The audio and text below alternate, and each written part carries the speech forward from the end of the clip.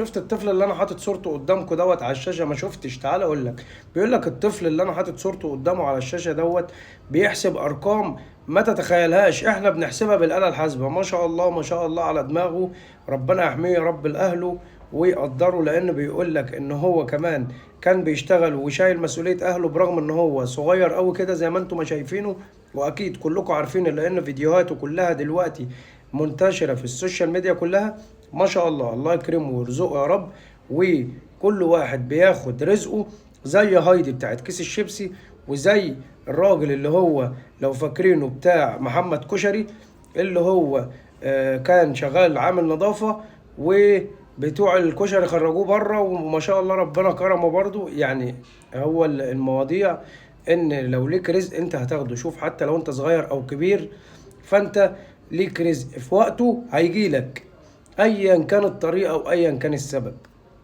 بيقول لك الطفل ده ما شاء الله عليه بسبب دماغه وبسبب ان هو ما شاء الله دماغه كويسه وبيحسب ارقام كبيره جدا احنا نحسبها بالاله الحاسبه، فبالتالي ناس كتير وقفت معاه وناس كتير ساعدته، وقالوا ان هيتكفلوا بعمره لمامته ولابوه ولاهله، وهيشغل اخوه الكبير وهو هيكمل دراسته. والله لو ليك رزق هتاخده ولو بعد حين، فانت رزقك هتاخده حتى لو انت فين. ملاش علاقه ان انت سافرت بره مصر ولا ان انت ربنا كاتب لك رزق.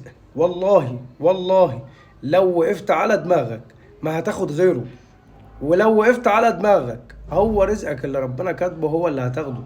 فانت ارضى دايما باللي انت فيه، واحمد ربنا على النعمة اللي في ايدك حتى لو انت اقل من غيرك، وما تبصش للي احسن منك علشان النعمة ما تزولش من وشك خالص. خليك دايما بص لنفسك وارضى باللي ربنا كاتبه لك. لو حد احسن منك فانت ما تعلمش ربنا مخليه احسن منك ليه، ولو حد ما بص للي اقل منك فانت قول الحمد لله. اوعى تبص للي اعلى منك، بص كطموحات.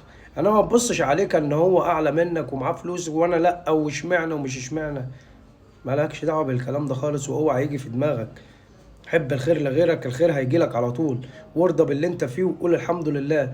دايما دايما في كل حاجه تحصل لك حلوه او وحشه قول الحمد لله. والله العظيم ربنا هيديك من حيث لا تحتسب.